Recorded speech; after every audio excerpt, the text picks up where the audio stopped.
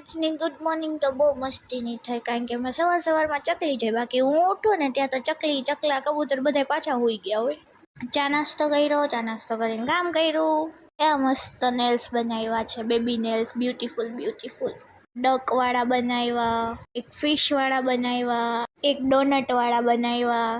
બપોરના ટાઈમે તો મમ્મીને કાંક રેખા આંટીનું કામ હતું તો અમે લોકો ત્યાં ગયા. તો હું કહેતી હતી ચાલ ઉપર જાય, તો મમ્મી સમજી જ નહીં કે ના આપણે તો હમણાં વયું જ જવું છે. તો 2 કલાક લગી કન્ટિન્યુ ઊભા રહ્યા. હું તો થાકી ગઈ. મેં કીધું આ જાય તો સારું, કોઈ દી અવાય જ નહીં મમ્મી ભેગું. તો મને તો લાગી હતી ભૂખ, કારણ કે આટલું બધું કામ કરું તો ભૂખ તો લાગે ને. બાલાજીમાંથી અમે સેન્ડવિચ લીધી, ચિપ્સ લીધી.